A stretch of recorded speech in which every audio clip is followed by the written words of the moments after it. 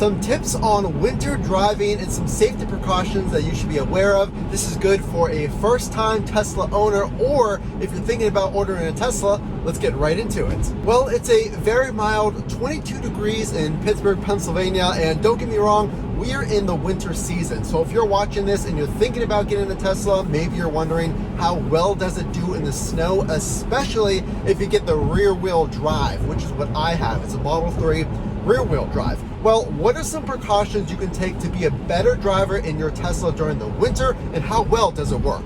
So first, I'm going to share some real examples of what I've gone through. So this is good if you're a new Tesla owner. Maybe this is your first winter or you're thinking about a Tesla. Let's get into the story. Well, it was one morning and I was getting ready to go to work, and here's a big problem. If you are unable to charge your Tesla, how are you supposed to drive it? And I went to charge that night prior and I could not open my charging ports. So what do you do in this case? So this is really important. Tesla has a specific way that they at least recommend that you open this charging port, because you don't want to just rip it open or lodge a screwdriver under there and just pry it open, because you could damage it's an electrical component. So here's what they want you to do. They want you to make a fist and then pound around the charging port with your fist. It kind of sounds funny, it looks a little silly, but I had ice that completely froze this thing shut. And after a while, I used my fingers and I picked out all the ice, and then lo and behold,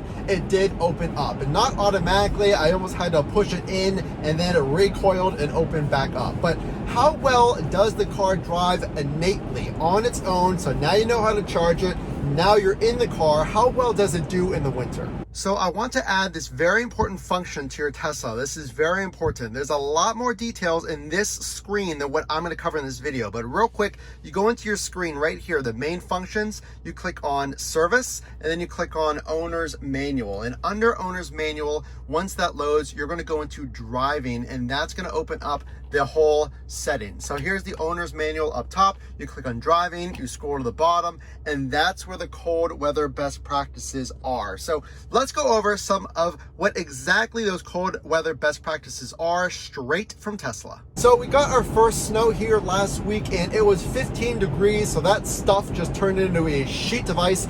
And before I got my winter tires, so I got winter tires on my Tesla Model 3 currently. So I took some footage of what it was like absolutely flooring it, if you will, foot to the floor in snow. And surprisingly, my Tesla rear wheel drive did really well on the natural all-season tires that it comes with. I even went around a corner and I tried to purposely fishtail, and I was really surprised. The car almost seemed to throttle down the energy that it was giving, and it really prevented me from sliding even in complete snow-covered streets. So I would not recommend that you floor it whenever these streets are completely covered, but just know, even if you get the base model, I was really impressed. So one thing I want to add out of personal experience is you want to clear the camera in the rear of the car whenever there is a fairly heavy snow dusting or snowstorm, because that camera oftentimes gets covered in salt and things like that. So go ahead and clear that off before you exit or leave your car at your location. So when it comes to winter driving, let's talk about range. So your battery will be affected by the cold weather. So if you live in a climate that's really cold, like I do in Pittsburgh, Pennsylvania, the estimates are you could lose up to 40% of your range, but there is good news. So now Teslas come with what's called a heat pump, and this is actually underneath your frunk, in the front of your car. So previous Teslas did not have this heat pump. So if you have a car, which you most likely do, if you're thinking about ordering a Tesla, it's going to have a heat pump if you have a 2021 or later model. So this makes sure that your battery is running efficiently in the winter, and this is said to save around 7 to 30% of your range. So will your battery be affected in the winter in the cold weather? Should you plan more mileage maybe on that trip?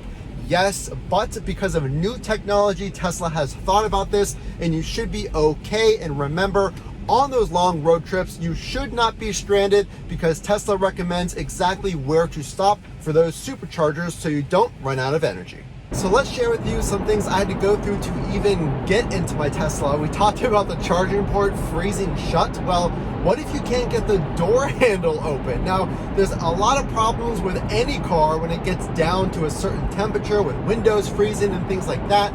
Well, my handles actually would not close. So I went to go open the door. First of all, those were frozen. So I pounded on the door handle and they opened. But when I closed the door, the handles weren't closing. So if you know anything about a Tesla, you have to have those door handles flush for the door to close. So basically, I just want to give you a quick warning. This rarely happens, even on days where the temperature like today, where it's gotten down to 20 some degrees. This was after a snow because of that wet snow freezing on my door handle. So I got it open. When I closed the door, it was protruding open, the door handle. So I had to reach over the window. I was able to roll my window down and I manually closed the door handle, and that allowed me to close the door. So if I did not do this, the actual door would just bounce open and it wouldn't even lock. This might seem like something a little trivial, but I just want to share this before you go through it, because I was trying to get to work and I was running behind and I thought, well, how am I going to drive my car? My door handle isn't even closing. So if I can save you a few minutes, make sure to do that and you should be okay. But just to be fair, this next problem I have had in previous vehicles, non-Tesla vehicles. Whenever you open your car, the way that the door frame is designed, the window goes under the door sill, or the door frame, I should say. So if it's really cold, I was having problems where my windows wouldn't go under that door frame. So one way to get through this is using the defrost function in your Tesla. So in your app, you can click defrost and there's preconditioning. So the defrost function is meant to melt that snow maybe on the windshield and the back windshield and on the windows.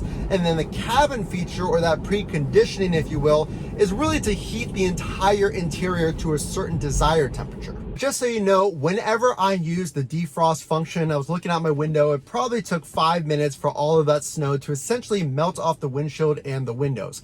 And do know that if you're using the cabin interior temperature, it does take maybe a mile per minute, I've seen, on your battery energy. So when you're using that conditioning and it's really, really cold, it will use some, but not a lot of your battery. So hopefully that helps you when you're on the road. Make sure to drive safe no matter what version of a Tesla you have, the rear wheel drive or the all wheel drive, and think about those snow tires. I'll put a link in the description below for the ones that I got. The only way I know you like this content is to drop a like. Again, this is Matt from Front to Trunk. Make sure to subscribe to get the future videos on this channel, and we'll see you in the next one.